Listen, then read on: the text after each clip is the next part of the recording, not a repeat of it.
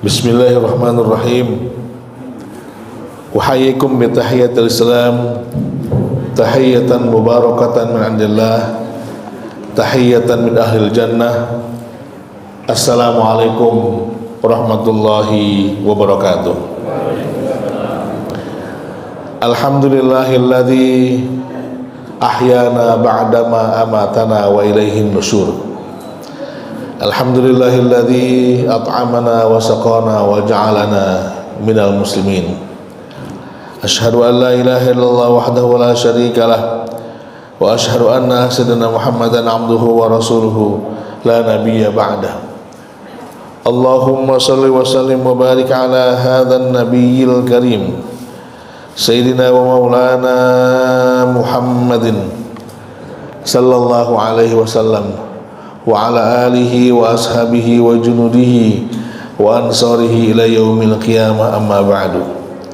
Qala Allah ta'ala fil Qur'anil Karim, a'udzu billahi minasy syaithanir rajim, bismillahirrahmanirrahim. Ya ayyuhalladzina amanu taqullaha haqqa tuqatih wa la tamutunna illa wa antum muslimun. Wa qala an-nabiyyu sallallahu alaihi wasallam, ittaqillaha haitsu ma kunta wa adbasil hasanata tabuha wa khaliqin nas bi khuluqin hasanin.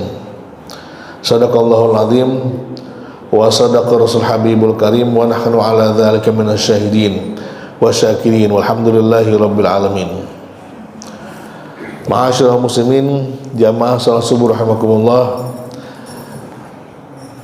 Ba'da tahmid wa salawat, setelah memuji kepada Allah Subhanahu wa taala dan bersalawat kepada Rasulullah sallallahu alaihi wasallam, mari kita luruskan niat kita pada kesempatan pagi hari ini. Duduknya kita di sini adalah dalam rangka yang pertama ibadah pasti, yang kedua itikaf. Nawaitu itikaf madum tu fi hadzal masjid. Saya niat itikaf selama berada di masjid ini. Jadi kesannya itikaf bukan cuma Ramadan doang, Pak ya, Bu ya. Duduk kita dari tadi awal masuk ketika adzan subuh sampai nanti syuruk, duduknya kita di sini sebagai itikaf. Jadi niatkan, kalau belum niat itikaf, niatkan dari sekarang itikaf, ya. Yang ketiga juga dalam rangka Rasul bilang, idza marartum bi riyadil jannah fartau. Kalau kamu sedang lewat ada taman-taman surga, fartau, maka mampirlah. Wa ma riyadul jannah ya Rasulullah. Apa itu taman surga ya Rasulullah? Halaqah zikr.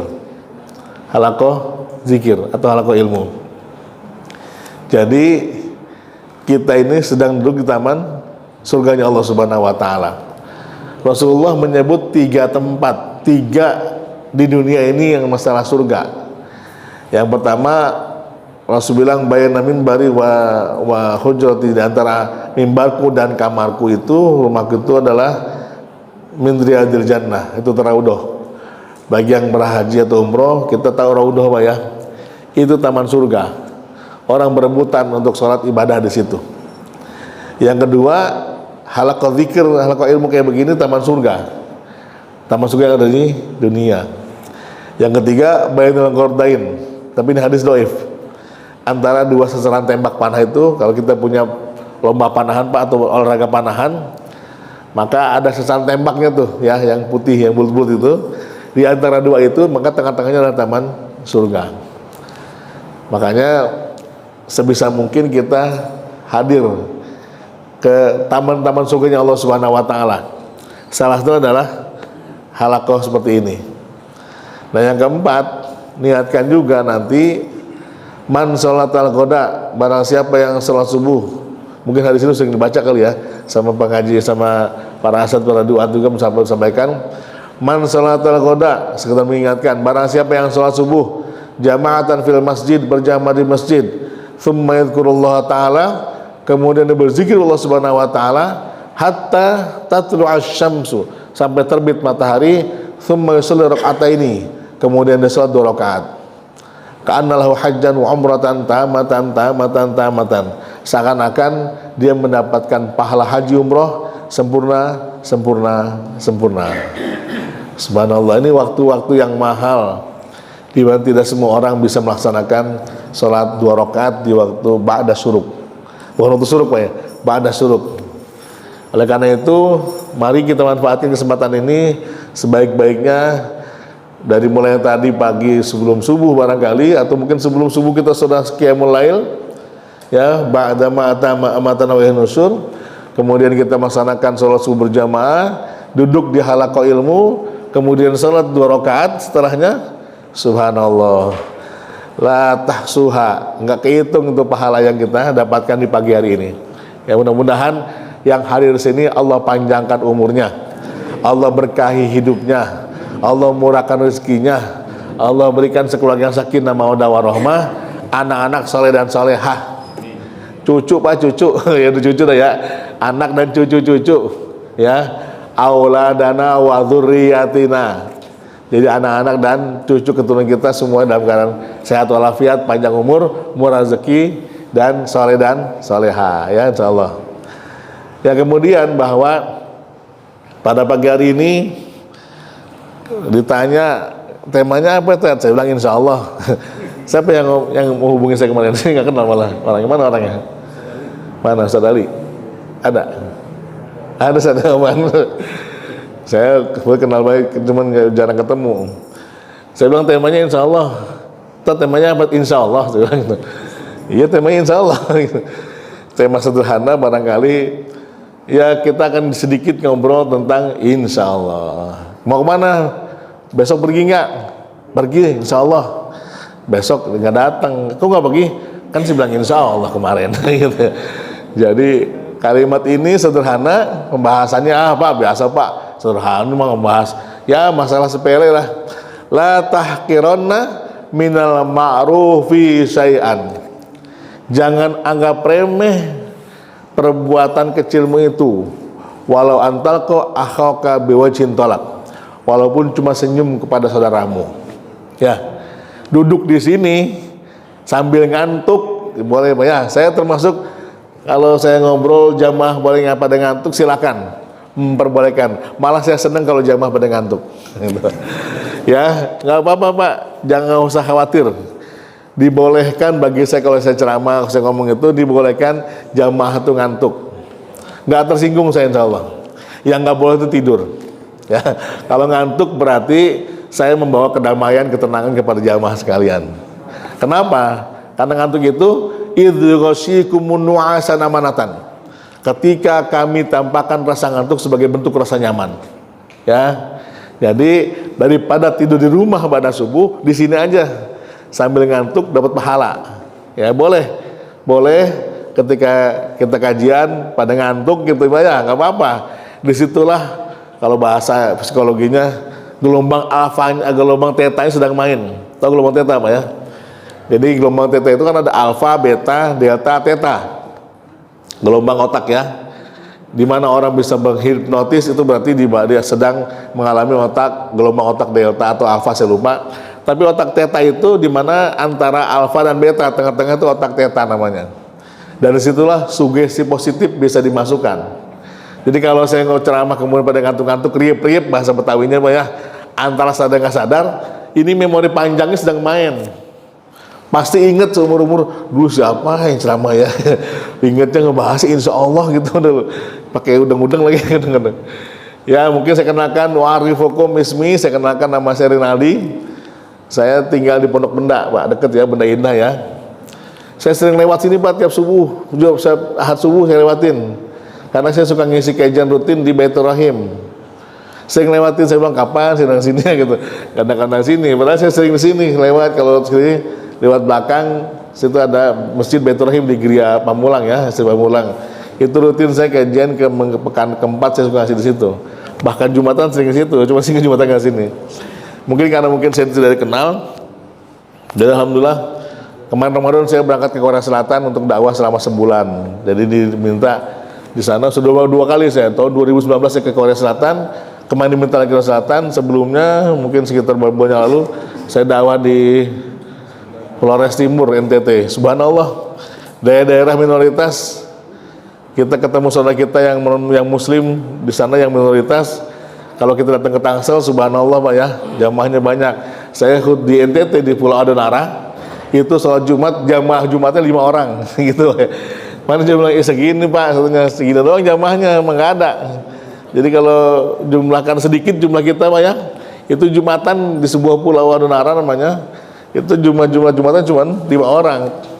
Tambah anak-anaknya ya, sampai 10 orang sama anak kecil main gitu. Saya bilang, Pak Haji, saya silaturahmi sama seorang tokoh di sana. Pak Haji tahun berapa tinggal sini? Saya dari tahun 93 Pak Ustadz, katanya mereka. 93. Sekarang tahun 2021. Dulu 93 berapa orang jumlah kaum muslimin di sini? Kalau nggak salah cuma dari 15 kakak katanya, 15 kepala keluarga tahun 93. Sekarang berapa? 15 juga dengan nama-nama Pak ya. Dari 93 sampai sekarang itu nggak nama-nama jumlah kaum muslimin di sana. Mungkin nambah cuma naik tambah sulam kali ya, karena kehidupannya susah, banyak anak mudanya keluar kota pulau-pulau untuk bekerja. Dan jamaah berbahagia, hari ini kita ngebahas sedikit tentang insya Allah ya. Berawal dari surat Al-Kahfi ayat 23. Al-Kahfi ini asbabun nuzulnya, sebab turunnya ini adalah ketika Rasulullah SAW ditanya oleh orang-orang kafir Quraisy. Singkatnya nih, kalau panjangnya sih banyak, bahwa ada orang Yahudi yang menitip pertanyaan kepada kafir Quraisy, bilang kepada Muhammad, kalau Muhammad itu betul Nabi, maka dia pasti bisa menjawab 3 pertanyaan ini. Fattabi'uhu. Kalau dia bisa jawab, ikutin. Kalau dia nggak bisa jawab, nah berarti bukan Nabi, bukan Rasul, kata orang Yahudi ini kepada orang kafir Quraisy. Jadi orang kafir Quraisy kesempatan nanya, apa yang akan menguji, betul nggak nih Muhammad sebagai Rasul, sebagai Nabi? Gitu mereka nanya. Walaupun pertanyaan dalam bentuk kiasan, ya, bentuk kiasan, yang menyebabkan Nabi mengatakan ketika tanya tentang 3 hal. Yang pertama mereka bertanya tentang Ashabul Kahfi, yang kedua mereka bertanya tentang Zulkarnain, yang ketiga bertanya tentang ruh. Ashabul Kahfi, Zulkarnain dan ruh, yang 3-tiganya Allah jelaskan surat Al-Kahfi. Ketika Rasul ditanya seperti itu, maka Rasul mengatakan, ghadan ukhbirukum ghadan amma sa'altum anhu. Besok saya jawab. Itu kata Rasulullah. Dengan pedenya mengatakan, besok saya jawab. Dengan harapan Allah Subhanahu wa taala menurunkan wahyu untuk menjawab 3 pertanyaan tadi, tentang Ashabul Kahfi, Zulkarnain dan ruh. Nah, dijanjikan seperti itu karena orang kafir Quraisy tahu bahwa Muhammad ini al-amin, nggak mungkin bohong, ya. Rasul menjawab, besok saya ceritakan, ya, Godan, saya akan jawab besok apa yang kalian tanyakan tentang hal tersebut. Nah, ternyata esok harinya Allah Subhanahu wa taala tidak menurunkan wahyu untuk menjawab 3 pertanyaan tadi. Rasul bingung. Sebetulnya kan bisa aja Rasulullah jawab 3 pertanyaan tadi ya sebetulnya. Tapi kan Rasulullah, sebagaimana kita ketahui di surat An-Najm, a'udzubillahi minasyaitonirrajim, bismillahirrahmanirrahim, wa ma yantiqu 'anil hawa in huwa illa wahyu yuha. Tidaklah dia, Rasulullah itu, berbicara dengan hawa nafsunya, kecuali didasarkan oleh wahyu yang Allah berikan wahyu kepadanya. Rasul bisa aja jawab tadi, kan malu kalau nggak bisa jawab ya, apalagi sudah janji. Tapi ternyata Allah Subhanahu wa taala tidak menurunkan wahyu untuk menjawab 3 pertanyaan tadi. Orang kafir datang nih, Rasul mesti jawab, udah mulai nyinyir nih ya. Tuh, Muhammad bukan Nabi, bukan Rasul. Apa buktinya? Nggak bisa jawab, padahal pertanyaan sederhana. Dan cerita tentang Ashabul Kahfi di kalangan orang mereka sudah masyhur. Cerita tentang Zulkarnain juga sudah masyhur. Kenapa Muhammad nggak bisa cerita? Kenapa Muhammad tidak bisa jawab? Nah, inilah yang membuat makin nyinyir nih orang kafir Quraisy nih. Muhammad bukan Nabi, bukan Rasul nih, nggak bisa jawab nih gitu. Sampai hari kedua, ketiga, keempat, kalau katanya dikatakan sampai hari ke-15 baru Allah Subhanahu wa taala menurunkan wahyunya Itu pun bukan dalam rangka menjawab 3 pertanyaan tadi, tapi dalam rangka mengingatkan kepada Rasulullah, mungkin bahasa kasarnya menegur Rasulullah tentang sikap beliau yang mengatakan besok saya ceritakan. Bagaimana bunyinya? A'udzubillahi minasyaitonirrajim. Bismillahirrahmanirrahim. Wala taqulanna li syai'in inni fa'ilun dzalika ghadan illa ayyasha Allah wadhkur rabbaka idza nasit wa qul asa ayyadini rabbi liaqra min hadza rasyada. Shadaqallahul azim. Surat Al-Kahfi ayat 24. Ayat 22, 23 dan 24. Wala taqulanna li syai'in, jangan engkau mengatakan tentang sesuatu, inni fa'ilun dzalika ghadan, besok pasti saya kerjakan, illa ayyasha Allah, kecuali diiringi dengan kalimat insya Allah. Ternyata ada dalilnya, Bu, ya. Mengucapkan kalimat insya Allah ada perintahnya, ada dalilnya. Jangan kau mengatakan besok pasti saya kerjakan, kecuali diiringi kalimat insya Allah. Wadhkur rabbaka idza nasit, ingatlah akan Tuhanmu kalau kamu lupa. Wa qul asa ayyadini rabbi liaqra min hadza rasyada, dan katakanlah semoga Tuhanku memberikan petunjuk kepadaku dan lebih dekat kepada rasyada, kepada petunjuk. Jadi ternyata kalimat insya Allah ini ada dasarnya, ada dalilnya, ada perintahnya. Jangan sembarangan atau jangan meremehkan kalimat insya Allah. Besok berangkat nggak? Insya Allah dah ya, insya Allah dah ya. Besok nggak berangkat? Oh nggak berangkat? Kan saya bilang insya Allah kemarin. Gitu ya. Jadi kalimat insya Allah seakan-akan jadi alat untuk tidak memenuhi janji kita pada orang lain. Ya, memang sih ngucapin insya Allah, ya insya Allah lah, insya Allah ya, insya Allah ya, gitu. Insya Allah pakai ya, insya Allah ya, gitu. Besok nggak berangkat, kan saya bilang insya Allah. Ditanya sama temennya, dia berangkat apa enggak? Nggak tahu, Pak. Emang kenapa jawabannya? Dia bilang insya Allah sih. Nah, gitu. Yang dijanjiin ragu-ragu juga, gara-gara di kalimat insya Allah. Jadi lagi-lagi orang nggak yakin dengan kalimat insya Allah ini, ya. Orang nggak yakin dengan kalimat insya Allah. Nah, bagaimana kalau bahasa kita ingin mengembalikan makna insya Allah sebaik-baiknya dan sebenar-benar tempat, agar kalimat ini punya makna tinggi, punya sesuatu yang mulia, karena ada dasarnya, ada perintah dalam Al-Quran.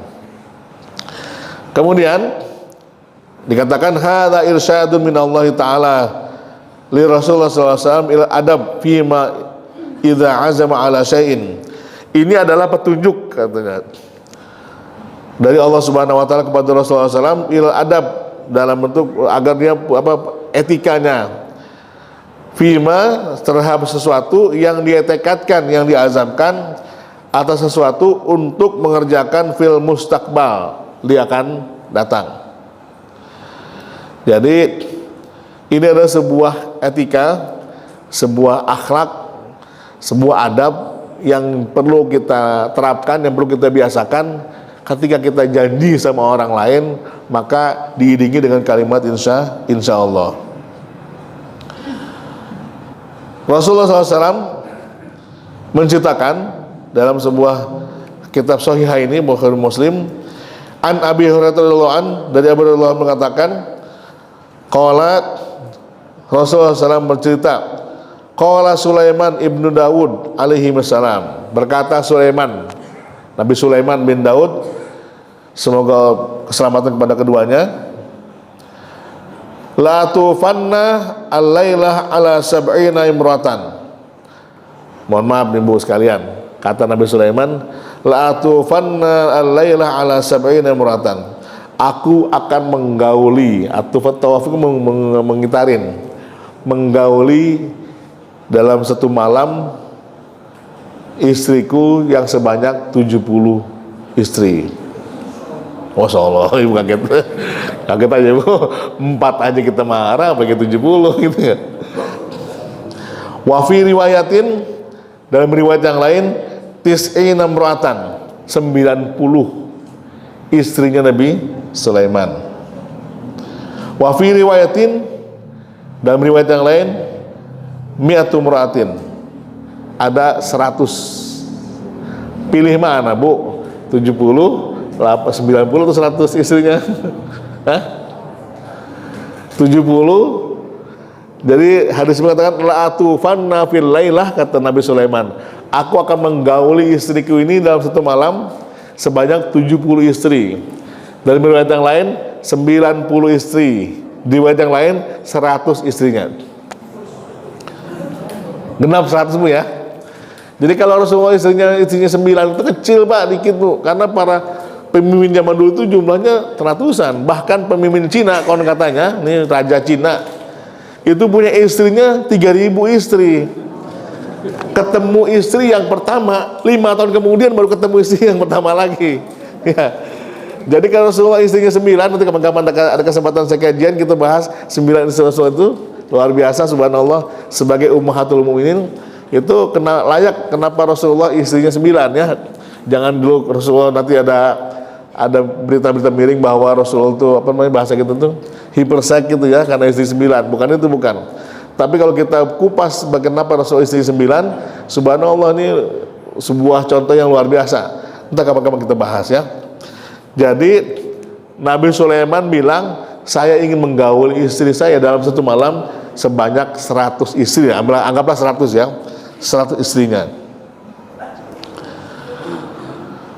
Talidu kullu imratin minhunna ghulaman, dengan harapan nanti setiap seorang istri itu akan lahir seorang anak yuqatilu fi sabilillah, yang akan berjuang di jalan Allah. Jadi kalau istri 100, lahir 100 anak, 100-100-nya akan jadi pejuang yang berjihad di jalan Allah Subhanahu wa taala. Itu kata Nabi Sulaiman alaihissalam. Faqilahu, lalu ada yang bilang kepada Nabi Sulaiman, wa fi riwayatin qala lahul malak, dalam riwayat yang ngomong itu malaikat. Apa berkata malaikat? Qul, katakanlah wahai Sulaiman, insya Allah, ucapkanlah insya Allah. Kemudian falam yakul, tapi Nabi Sulaiman gak mengucapkan insya Allah.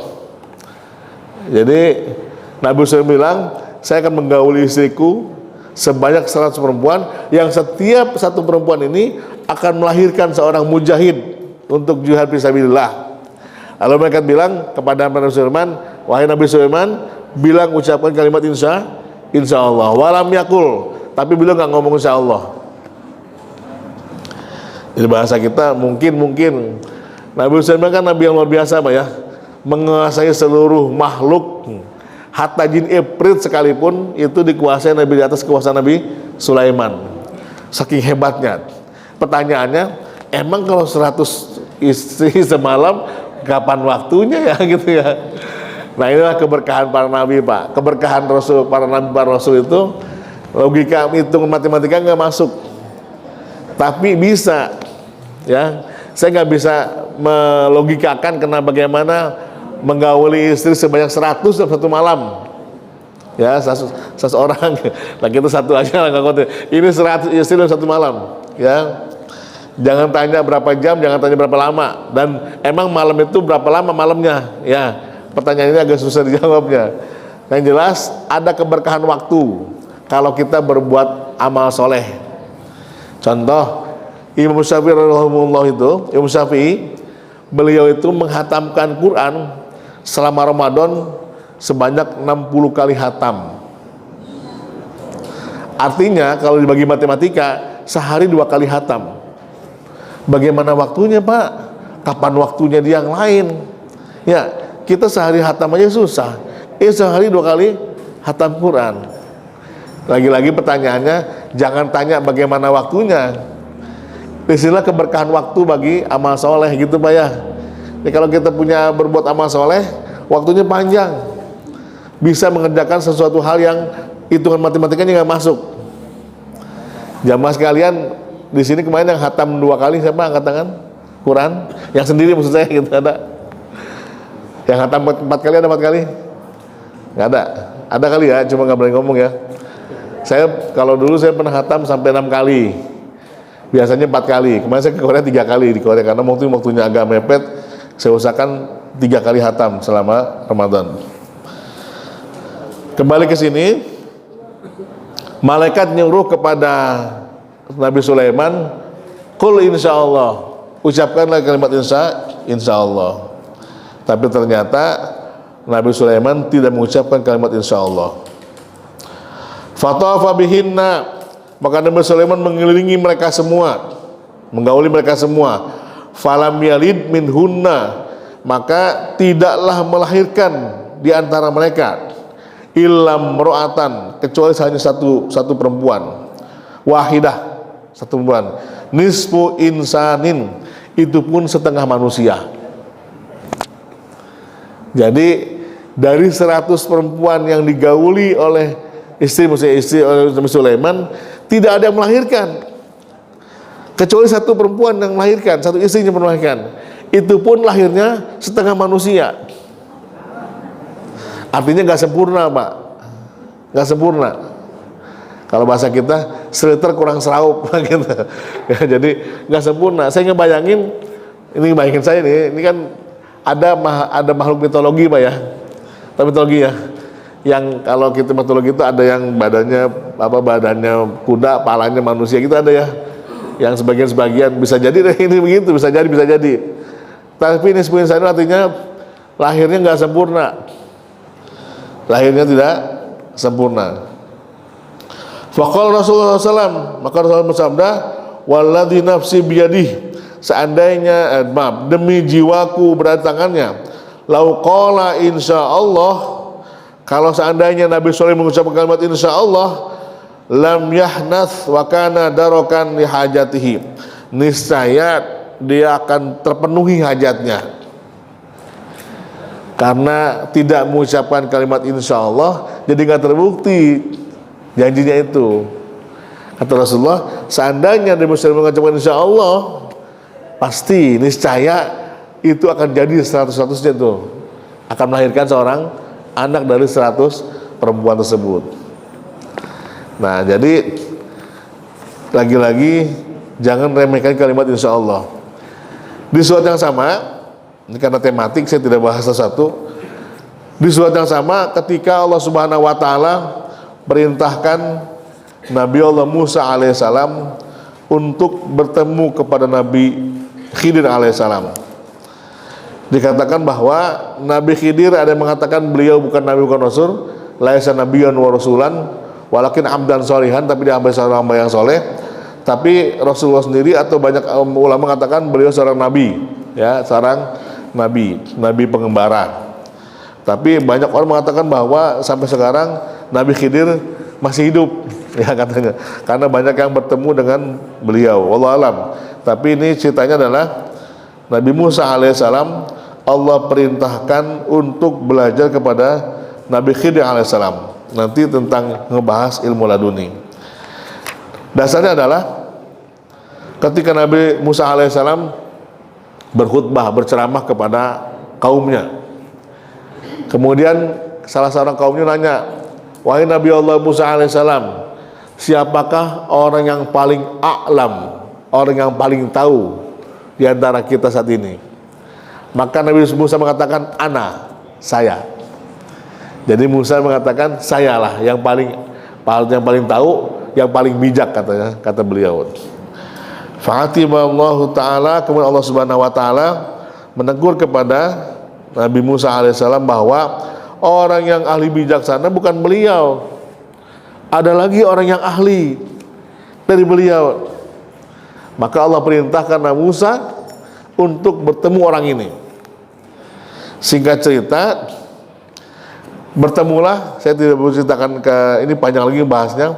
Bertemulah Nabi Musa alaihissalam kepada seorang yang Allah maksudkan, yaitu Nabi Khidir alaihissalam.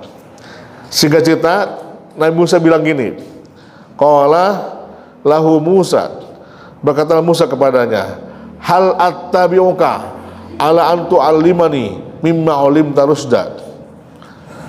Musa berkata, apakah boleh aku ikut denganmu an tu'allimani, agar engkau mengajarkanku mimma ulimta rusda, tentang masalah petunjuk. Jadi bahasa gampangnya, wahai hamba Allah, bolehkah aku belajar kepadamu, gitu. Dikatakan juga di sini bahwa ini adalah su'alun talatuf ala wajhil ilzam wal ijbar. Kalau bahasa kita nih, inilah perkataan Nabi Musa alaihissalam yang paling lembut. Nah, gitu ya. Ya, kalau bahasa kita wal ijbar, ya, kalau bahasa kita terpaksa lah lembut. Kenapa? Nah, saya ini mohon maaf nih, jangan bukan ingin Musa nih. Dulu ada seorang penceramah yang bilang Musa itu preman, akhirnya kan digugat. Bukan bahasa, bukan kalau preman agak kasar ya. Nabi Musa ini nabi yang agak keras ngomongnya, agak kasar kalau ngomong. Keras. Kenapa? Wajar, karena umatnya Nabi Musa alaihissalam keras kepala. Siapa itu? Bani Israel. Dan ternyata memang Bani Israel ini hanya takut kepada Nabi Sulaiman, enggak kepada nabi-nabi yang lain. Karena nabinya tegas, nabinya bahasa kasar, nabinya galak. Ya. Jadi Allah sendiri menyindir kepada Musa alaihissalam dengan perkataan lembut. Inilah perkataan Musa yang paling lembut kepada seseorang. Karena Musa pengen mendapatkan ilmu. Belajar, bolehkah aku belajar kepadamu? Gitu kata bahasa singkatnya. Nabi Sulaiman Musa alaihissalam ini memang, mohon maaf, kan dalam riwayat beliau kan Nabi cadel ya, lidahnya cadel. Kadang-kadang dulu ketika masih bayinya sama Fir'aun disuruh milih antara milih roti sama bara api. Nah, atas Allah ilhamkan Musa kecil itu milih bara api. Akhirnya mulutnya luka sampai besar, ngomongnya cadel, nggak bisa ngomong. Ya bahasa kita mah mirip-mirip sama cintailah produk-produk Indonesia, gitu lah ngomong gitu ya, kayak begitulah ngomongnya lah gitu ya. Tapi ternyata Allah perintahkan Musa, idhab ila fir'auna innahu tagha, pergilah kamu kepada Fir'aun karena Fir'aun telah melampaui batas. Musa mengatakan, bagaimana mungkin saya bisa berdakwah, mulut saya begini.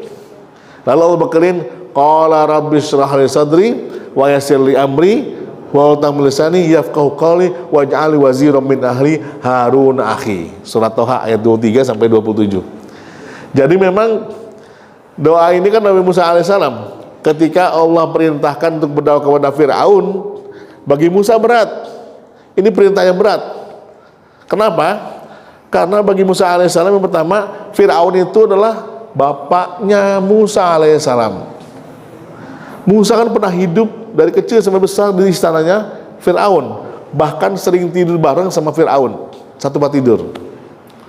Ya, kan Musa dia pangut ketika Allah ilhamkan wa uhaila ummi Musa an ardi, agar Musa itu Allah wahyukan, Allah ilhamkan kepada ibunya Musa untuk melepaskan ke sungai, kemudian diambil sama istrinya Fir'aun, siapa namanya?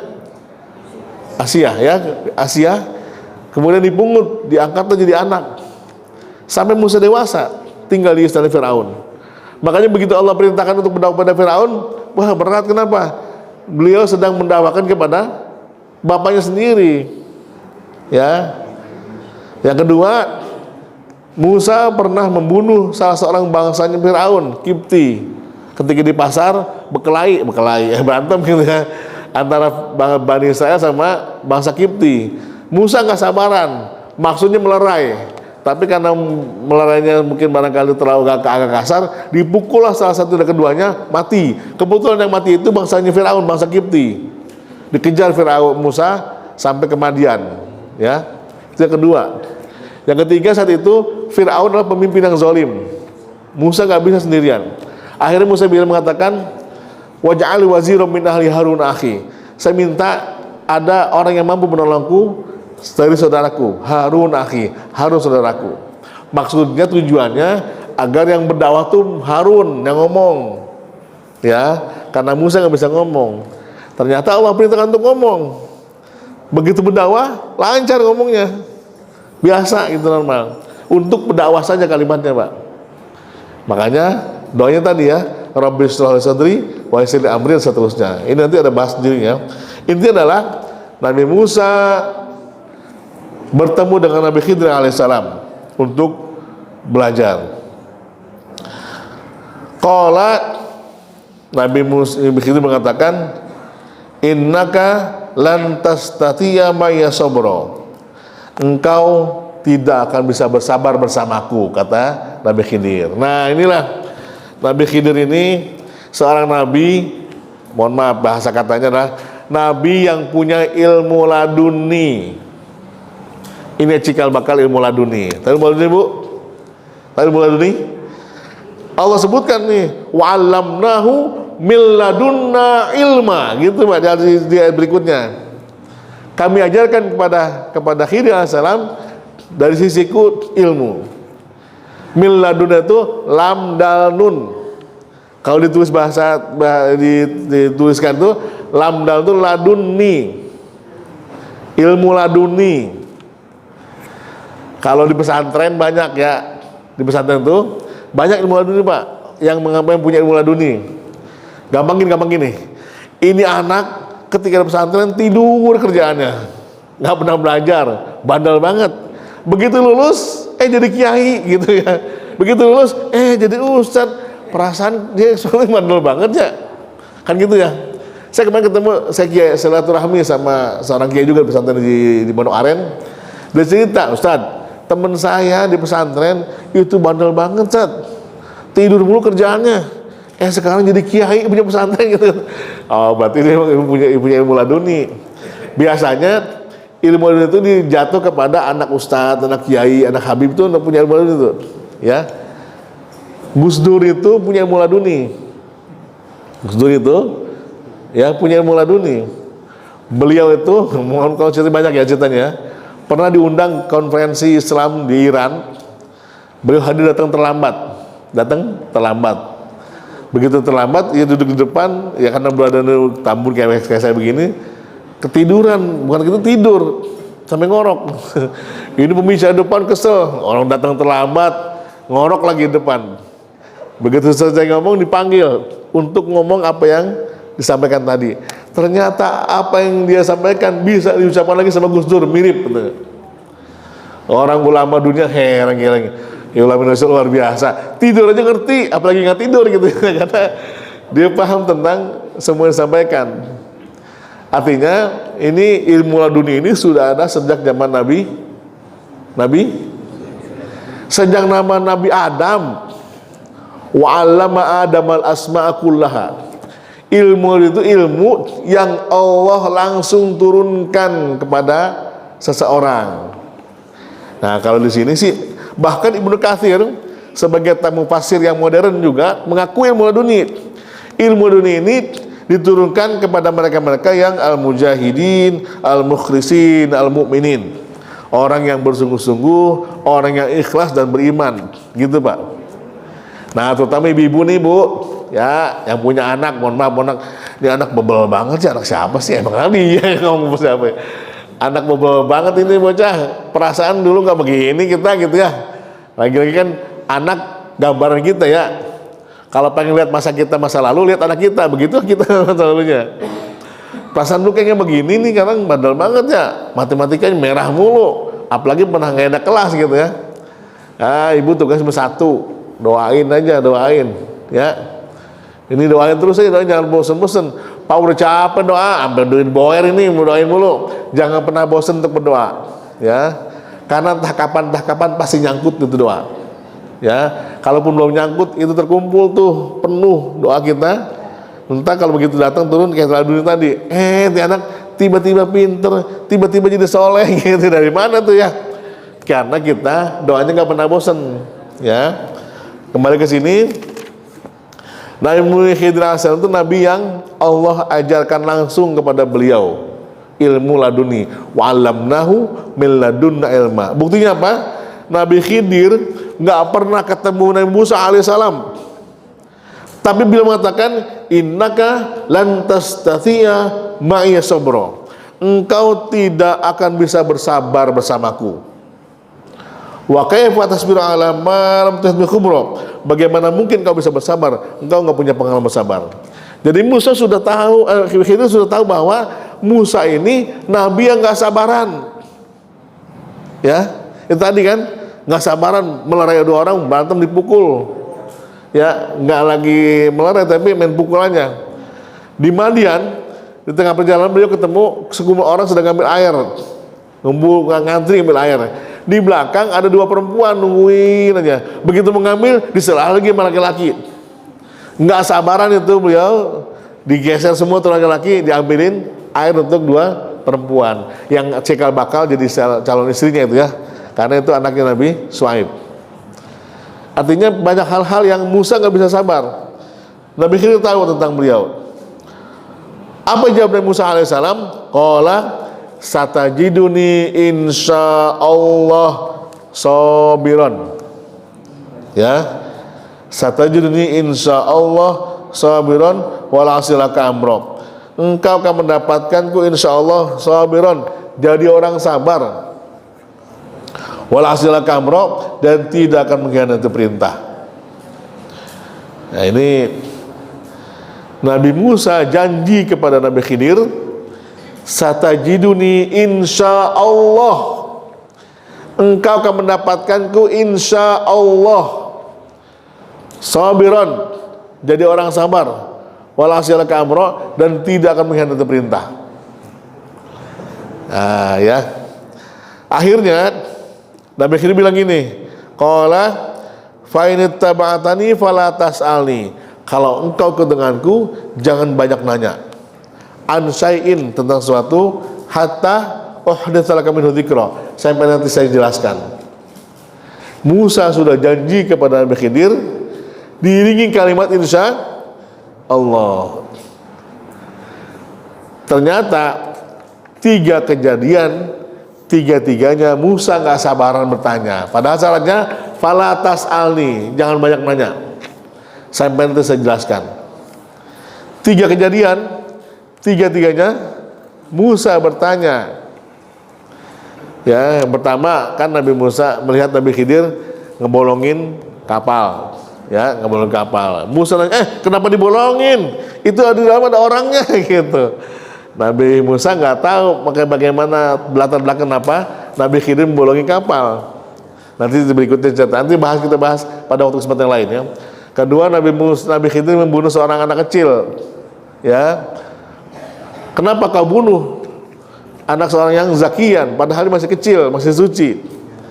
Yang ketiga, Nabi Khidir ngebangun sebuah rumah, bangunan bagus. Kemudian Nabi Musa bilang, wahai hamba Allah, kenapa kau bangun rumah ini? Kenapa nggak minta upah saja sama orang kampung agar kita dapatkan upah?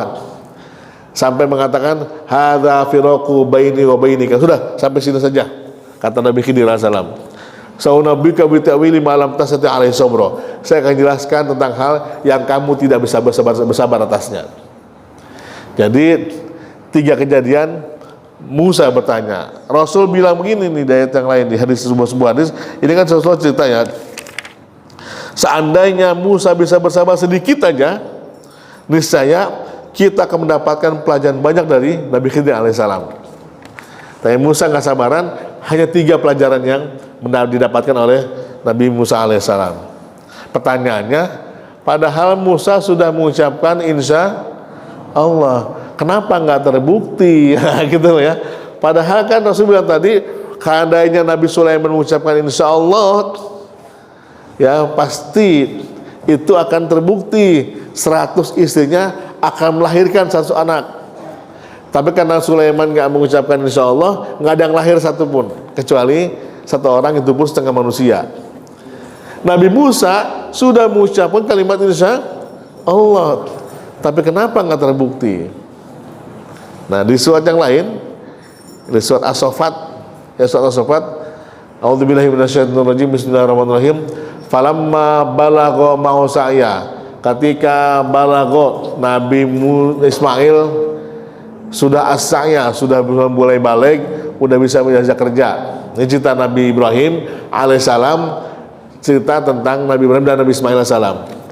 Falamma balagha masa'ya, ketika Nabi Ismail sudah mulai balik, sudah mulai as-sa'ya, sudah bisa diajak kerja, udah bisa disuruh, udah bisa diajak ngobrol ya sama bapaknya.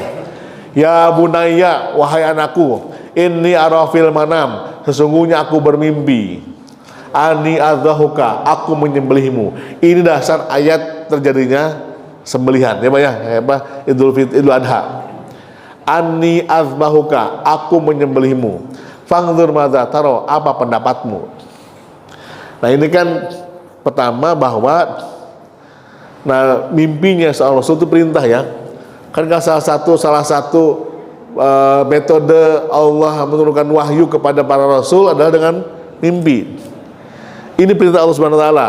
Ani azbahuka, aku menyembelihmu. Fangzur madza taro, apa pendapatmu? Nabi Allah Ibrahim alaihissalam sebagai Khalilullah, kasih Allah, ini Allah uji tentang menyembelih anaknya. Sebagai manusia biasa, mungkin beliau tanda kutip agak berat kali ya. Kalau Allah perintahkan pergi dari Palestina ke Mekah, itu mungkin beliau sanggup memisahkan istrinya Sarah, biaya pindah itu ya, Hajar pindah ke Mekah, masih sanggup. Ini Allah perintahkan menyembelih anaknya. Dengan bahasa gampangnya, ya Allah, saya mau tanya dulu anaknya mau apa enggak, gitulah bahasa kasarnya. Seandainya Ismail menjawab, ya Pak tega amat gitu ya, Ibrahim bilang ngomong, ya Allah anaknya nggak mau, selesai Mak ya. Tapi ternyata jawaban Nabi Allah Ismail alaihissalam sebagai seorang anak kecil mengatakan, ya abati, wahai bapakku, if'al ma tu'mar, kerjakanlah apa yang diperintahkan padamu. Satajiduni insyaallah. Oh ya, satajiduni insyaallah minas sabirin, engkau akan mendapatkanku insyaallah minas sabirin, menjadi bagian dari orang sabar. Jawabannya serupa tapi tak sama dengan jawaban Nabi Musa alaihissalam. Musa mengatakan, satajiduni insyaallah sabiran. Nabi Ismail menjawab, satajiduni insyaallah minas sabirin. Sama-sama mengucapkan insyaallah, sama-sama pengen jadi orang sabar. Pertanyaannya, kenapa insyallahnya Musa tak terbukti sementara insyallahnya Nabi Ismail terbukti? Di mana perbedaannya? Sedikit bedanya. Musa mengatakan, satajiduni insyaallah sabiran, engkau akan mendapatkanku insyaallah sabiran, jadi orang sabar. Dalam kalimat bahasa Arab, sabir itu adalah kalimat mufrad, sendirian. Musa ingin mengatakan bahwa sayalah orang yang paling sabar pada saat itu, yang lain gak sabaran. Ini kan udah dua kali ditegur. Yang pertama, Musa ditanya oleh muridnya, wahai Nabi Allah Musa, siapa yang bijaksana yang saat ini, yang orang-orang yang paling ahli bijaksana? Musa mengatakan, saya. Allah tegur, bukan kamu wahai Musa, ada lagi yang lebih bijak lagi daripada beliau. Yang keduanya, ketika beliau berjanji kepada Nabi Khidir, mengatakan, sayalah yang paling sabar, yang lain gak sabaran. Sementara Nabi Allah Ismail menjawabnya, satajiduni insyaallah minas sabirin, engkau akan mendapatkanku insyaallah minas sabirin, bagian dari orang-orang sabar. Apa bedanya? Musa ada ananiyah, saya yang paling sabar, sementara Nabi Ismail tawadu. Beliau tahu tawadu? Kalau santri itu Pak, dulu diajarkan tawadu di pesantren. Begitu lulus tawadu juga. Begitu masuk pejabat jadi tawadu, tawanan duit. Jadi dulu tawadu, betul tawadu gitu ya. Udah gede tawadu juga, tawanan duit gitu. Makanya kemenang gitu. Nabi Allah Ismail menjawab dengan ketawaduan bahwa beliau hanya bagian dari orang-orang sabar. Bukan sendirian, banyak orang yang lebih sabar dari beliau.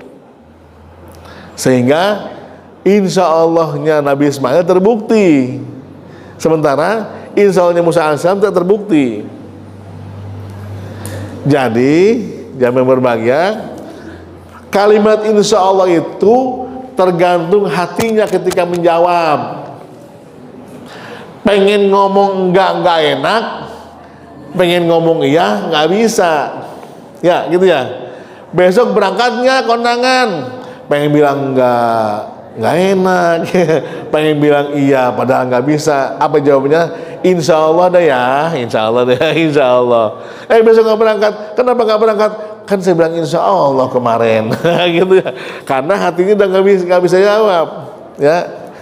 Atau mengucapkan insya Allahnya harus dilandasi dengan keikhlasan. Niatnya adalah saya pengen memenuhi janji kepada seorang muslim yang lain sebagai adab, sebagai etika, maka minta sama Allah, ya Allah mampukan saya untuk bisa memenuhi janji kita pada orang lain. Gitu niatnya Pak, ya.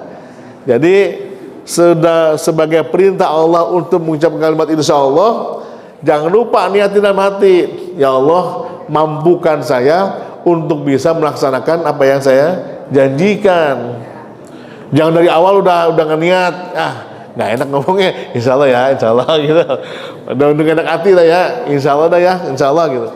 Nah akhirnya kalimat insya Allah mengalami distorsi, ya, penurunan makna yang dia maknanya luar biasa dan merupakan kalimat doa, kalimat thayyibah, sebagaimana subhanallah, sebagaimana masya Allah, sebagaimana Allahu Akbar.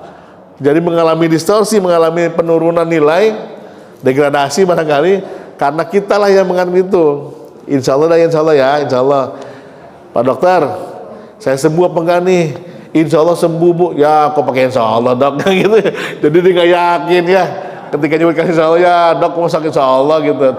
Nggak yakin dengan kata dokternya kalau dokter mengucapkan insya Allah. Padahal dokter bukan penentu, ya. Dokter bukan penentu. Allah yang menentukan penyembuhan. Insya Allah sembuh Bu. Ya dok masa pakai insya Allah sih, jadi nggak yakin dia. Gara-gara kalimat insya Allah. Nah ini nih, yuk. Mari kita ke bahasa kita revitalisasi kembali makna insya Allah. Sederhana, ya sederhana. Sering kita ngomongin, tapi kalau kita betul memahami makna insya Allah, semuanya bernilai ibadah. Walaupun cuma kalimat insya Allah. Insya Allah ya, insya Allah ya, insya Allah ya, insya Allah gitu. Aku kalau lihat, sebelum saya tutup mungkin ada yang mau tanya, silakan. Atau biasanya nanya apa enggak? Ya silakan.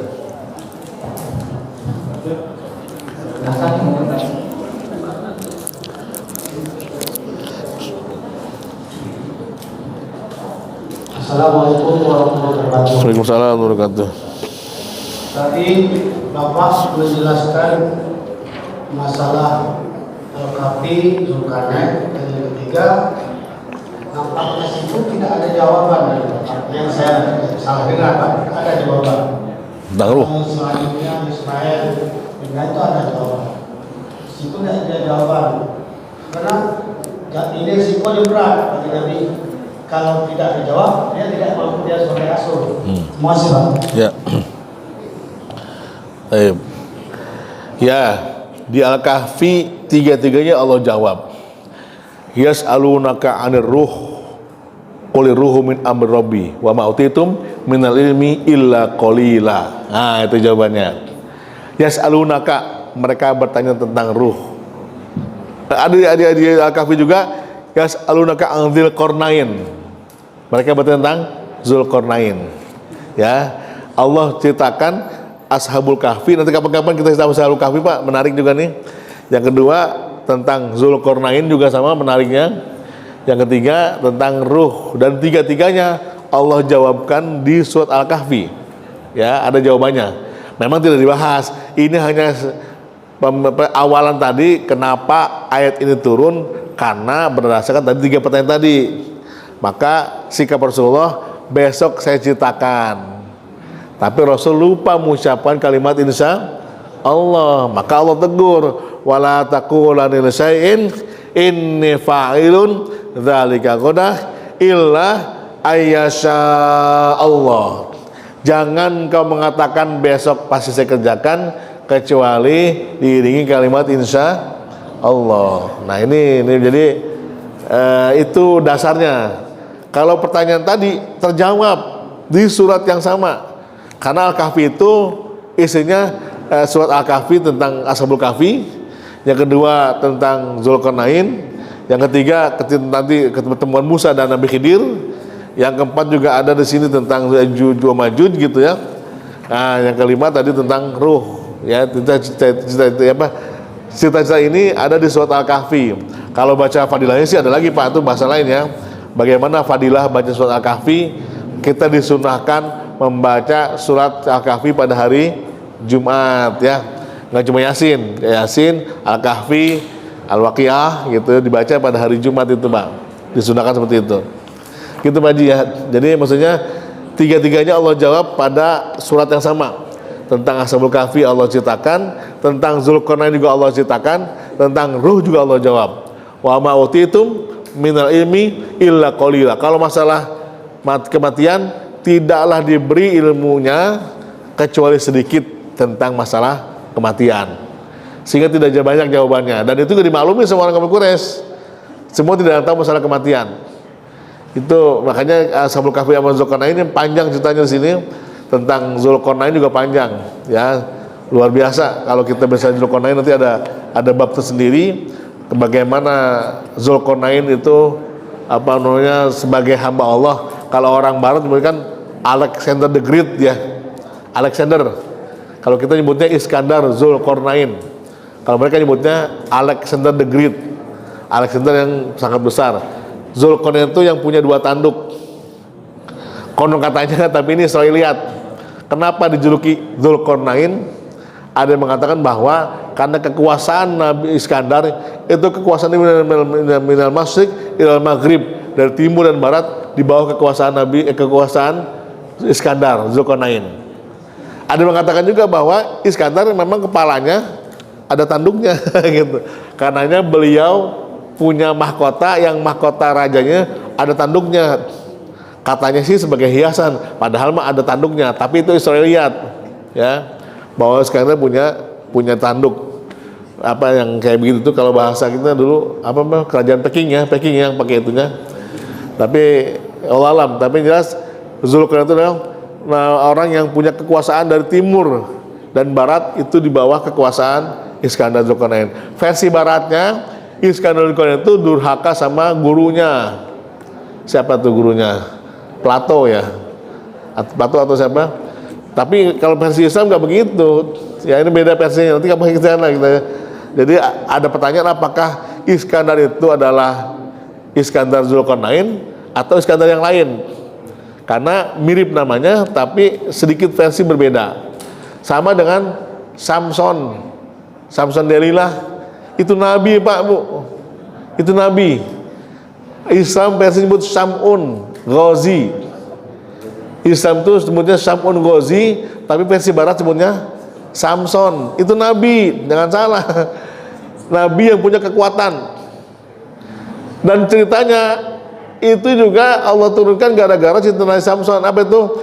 A'udzubillahi minasyaitonirrajim. Bismillahirrahmanirrahim. Inna anzalnahu fi Lailatul Qadar. Itu asbabun nuzulnya bukan tentang malam Lailatul Qadar, tapi tentang cerita Sam'un Ghazi, Samson dan Delilah. Samson aja nggak pakai Delilah. Ya Samson. Selama ini kita tahu bahwa surat itu turun tentang apa malam Lailatul Qadar, tapi itu dasarnya adalah cerita Rasulullah kepada para sahabat tentang Sam'un Ghazi. Orang barat nyebutnya Samson, gitu Pak ya. Artinya banyak kemiripan. Atau, tapi ini baru asangka. Bisa jadi Nabi Khidir ini dikatakan Khidrun itu kan hijau. Khidrun itu hijau. Konon katanya setiap beliau melebarkan jubahnya semuanya hijau. Jadi hijau gitu, subur. Atau yang kedua, beliau senantiasa menggunakan jubah hijau. Nah, gara-gara seperti ini beliau disamakan dengan Siddhartha Gautama. Karena mirip Beliau seorang nabi yang apa tuh musafir, nabi yang mengembara, nggak diam di tempat, susah ditemuinya, kemana-mana beliau pergi. Kan Siddhartha Gautama pendiri Buddha itu kan ada karena beliau seorang anak raja yang mencari jati diri sehingga beliau mengembara, kan katanya begitu, suka pakai baju hijau, katanya begitu. Nah, masalah alam itu ada yang mengatakan bahwa apakah betul Nabi Khidir itu adalah pendiri agama. Kan dulu semua agama Islam, Pak, ya, semua agama itu adalah Islam. Dari zaman Nabi Adam sampai Rasulullah SAW itu adalah Islam, dan semua mengucapkan wa ana minal muslimin. Nabi Adam kah sampai Rasulullah itu semua mengatakan ana minal muslimin, adalah saya bagian dari orang muslim. Nabi Ibrahim alaihissalam juga mengatakan ana minal muslimin, bagian dari orang muslim. Nah, pengikutnya lah yang menyelewengkan semuanya, katanya begitu ya. Wallahu alam, tapi ini baru sangkaan-sangkaan saja kepada orang tentang apakah Khidir itu begitu, apakah Iskandar Zulkarnain sama dengan Iskandar the Great, apakah Sam'un sama dengan Samson gitu ya, Samson. Wallahu a'lam bishawab. Cukup ya, lagi kata? Oh iya, betul, silakan. Assalamualaikum warahmatullahi wabarakatuh. Waalaikumsalam warahmatullahi wabarakatuh. Berdosakah kita atas undangan seseorang untuk kita bisa datang, tapi ternyata memang kita nggak bisa datang, cuma mengucapkan insya Allah akan datang. Kita tahu kita nggak bisa datang, ya. Menurut saya, terima kasih, Pak.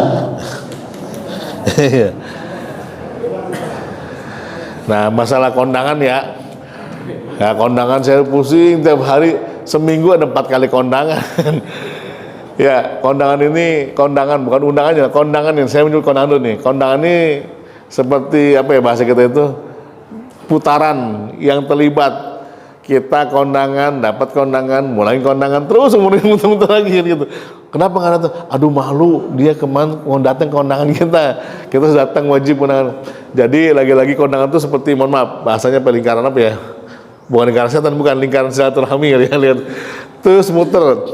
Orang lebih malu nggak datang kondangan ketimbang punya utang, padahal utang wajib.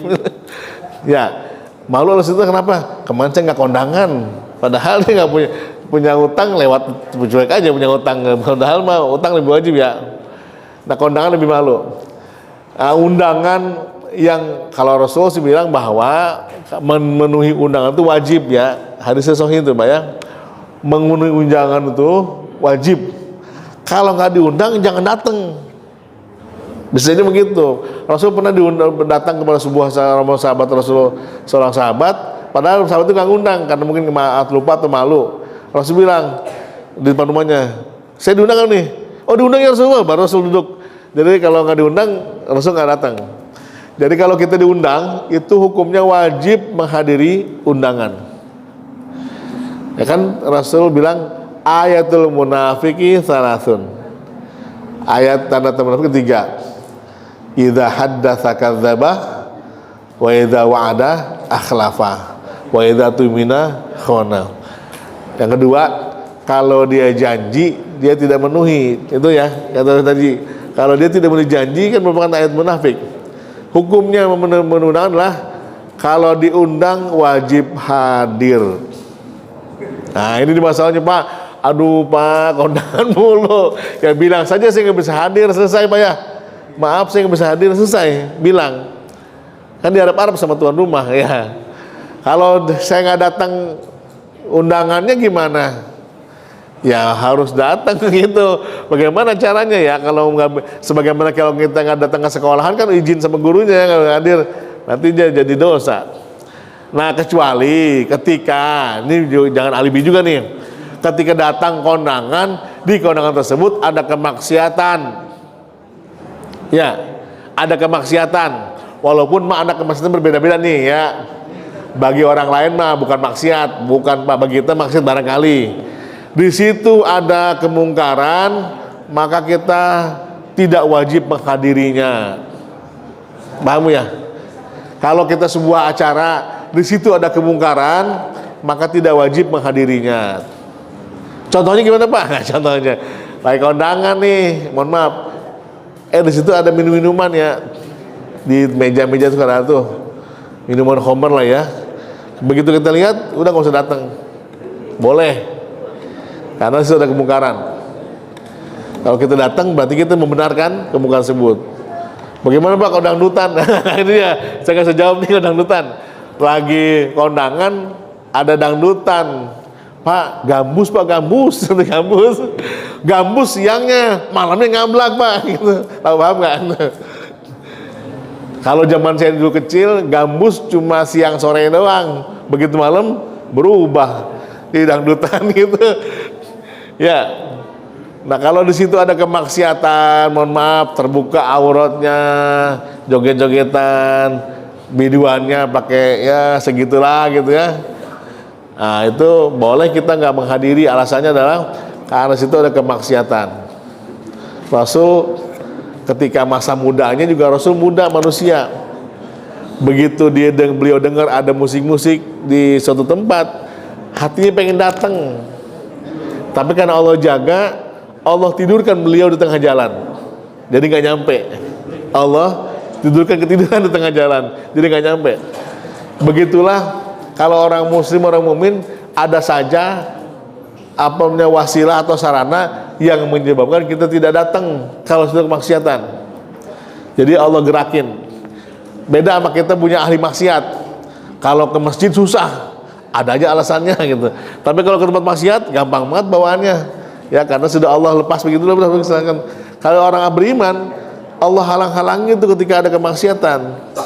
Mau berangkat hujan lah, mau berangkat sendalnya hilang lah gitu, nggak jadi nih mah. Betul nggak jadi karena nggak berangkat karena ada kemaksiatan. Ya, jadi tergantung bagaimana undangannya, ya Bu ya. Tapi undangan wajib. Ya Bu, silakan mau tanya.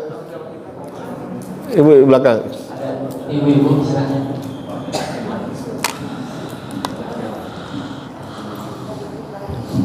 Assalamualaikum warahmatullahi wabarakatuh. Waalaikumsalam warahmatullahi wabarakatuh. Mohon izin untuk bertanya Pak Ustaz. Ini ada doa sahabat domaku wa kalatil qulub wa sabatil ajr. Insyaallah. Sementara doa lain tidak ada insyaallah gitu Pak. Mohon penjelasan Pak. Ya. Yang lain doanya nggak pakai insya Allah. Wabtul Aruk pakai insya Allah. Nah ini di mana nih ya? Ini kan ini doa apa Bu? Doa apa tadi? Doa berbuka puasa. Ini doa berbuka puasa harusnya diucapkan setelah memakan minum baru doa ini dibaca. Allahumma lakasumtu wa bika amantu itu menjelang berbuka puasa. Zabadzam itu setelah kita makan. Ada baru lagi nih Pak gitu ya. Dari terjemahan saja sudah kelihatan zahabadzamau ya, wabtalatul aruk. Jadi kalau bahasa kita telah hilang lahus, telah hilang lapar. Kemudian Allah berikan ajrun apa pahala. Wasabatal ajru dan Allah telah tetapkan ajr pahala bagi yang, kalau bahasa terjemahannya berarti kan telah hilang haus, telah hilang lapar, telah berlalu ya. Kita sudah minum, makan, kan udah hilang tuh. Baru baca doa tadi. Ya. Nah, kenapa ada kata-kata insya Allah di akhirnya? Sementara yang lain-lain nggak pakai insya Allah. Jangan berbahagia. Ini masalah puasa. Ini masalah puasa, doa pahalanya apa Pak? Amalannya amalan kualitatif ya. Maksudnya bisa jadi diterima atau nggak diterima. Tergantung bagaimana puasa kita pada hari itu. Kita belum yakin puasa kan itu Allah bilang gini, kullu amal ibni adam illa siyam, alahu illa siyam wa ana ajzibi, bahwa setiap amal Adam itu baginya kecuali puasa. Puasa itu untukku. Ya. Jadi Allah langsung yang ngasih pahala puasa. Bagaimana kualitas puasanya? Makanya kita ini insya Allah bisa jadi Allah nggak terima. Ya, bisa jadi Allah nggak terima, bisa jadi Allah nggak terima. Tapi kalau pahala-pahala lain, ya mohon maaf, ibu ikhlas nggak ikhlas itu pahala pasti ada Bu. Tapi kalau puasa tergantung kualitas puasanya, makanya tergantung Allah karena Allah langsung yang ngasih balas puasa. Allah tidak menyebutkan berapa jumlah pahalanya kan, maka diiringi kalimat insya Allah. Karena bisa jadi hari ini saya dapat pahala puasa, besok nggak jadi. Gara-gara kenapa? Gara-gara kita ngungkit-ngungkit, atau selama puasa itu puasanya ada kurang-kurang dikit. Selama puasa kita nggak gibah mulu gitu. Ya akhirnya kan kalau secara ini kan nggak keterima nih. Kita minta sama Allah wa sabatal ajru insya Allah, dan sudah tetapkan pahalanya insya Allah, karena Allah yang ngasih langsung. Bukan kan kullu amal ibni Adam, bahwa setiap amal Adam pasti bagi miliknya. Pahala puas, pahala sholat, pahala zakat, pahala haji itu sesuai kerjaan kita. Sesuai kerjaan kita. Tapi kalau pahala puasa nggak begitu. Allah yang langsung yang ngasih pahalanya. Bagaimana kualitas puasa kita, ya. Jadi kalau bahasa kita mah bisa-bisa Allah terima, bisa enggak. Makanya kalau puasa kan minta Allah terima pahala kita kan, wa taqabbal taqabbalallahu minna minkum kan. Masih ngomong taqabbalallahu minkum, tapi kalau sholat kan nggak ada taqabbalallahu minkum. Taqabbalallahu nggak ada, karena ya sudah Allah terima semuanya. Masalah nanti ikhlas nggak ikhlas itu urusan belakangan. Tapi kalau puasa, kalau ada hal-hal yang kurang sedikit, belum tentu Allah terima. Makanya kita minta Allah Subhanahu wa taala agar wasabatal ajru, dan telah ditetapkan pahalanya insya Allah. Yang lainnya kalau bahasa gini itu Pak, kalau bahasa yang lain itu kalau kita beriman ya Pak ya, sholat ini belum tentu ikhlas nih ya, jamaah belum tentu bener ya, kadang-kadang ada kurang-kurang dikit. Allah terima insya Allah Bu ya, kalau yakin terima gitu. Kalau puasa belum tentu puasa mah. Makanya kalau pengen lihat apakah pahala kita terima atau tidak, lihatlah setelahnya. Kalau selesai Ramadan makin baik, makin bagus, makin soleh, berarti Allah terima tuh. Tapi kalau selesai puasa kita nggak ada perubahan apa-apa, hati-hati tuh, berarti belum Allah terima. Gitu aja Pak gampangnya, indikasinya. Maka diiringi kalimat insya Allah ya. Dan posisinya nih, kalau kita kan suka ngomong insya Allah saya hadir. Kalau untuk usul bahasa Arab itu insya Allah di akhir. Paham sih Pak? Saya hadir insya Allah, gitu Pak modelnya. Saya hadir insya Allah. Bukan insya Allah saya hadir, tapi saya hadir insya Allah. Jadi di akhir semuanya. Ya, paham nggak sih Pak?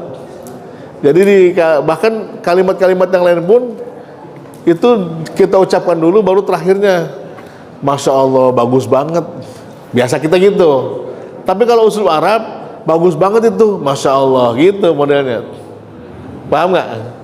Tapi ini usul bahasa ya, usul bahasa. Makanya kalimat insya Allah di doa itu tidak di awal kan, tapi di akhir. Wasabatal ajru insya Allah. Saya berangkat insya Allah. Saya hadir insya Allah. Bukan saya insya Allah saya hadir. Bisa jadi hanya gara-gara perbedaan itulah yang menyebabkan insya Allah kita nggak terbukti, bisa jadi ya. Karena memang biasanya ke usul bahasa Arab itu doanya terakhir, bukan di awal. Alangkah indahnya rumah ini, masya Allah, subhanallah gitu Pak. Subhanallah bagus banget, bukan gitu. Bagus banget, subhanallah. Nah gitu Pak, harusnya gitu ya. Dan memang begitu. Ya, tapi itu barangkali Ibu, mohon maaf punten. Tapi itu barangkali Bu ya, sekalian berbahagia sudah ke waktu suruk, mudahan bermanfaat. Mohon maaf lahir batin kalau banyak kesalahan kesilapan.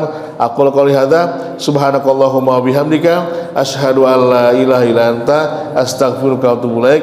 Wa akhiran wassalamualaikum warahmatullahi wabarakatuh.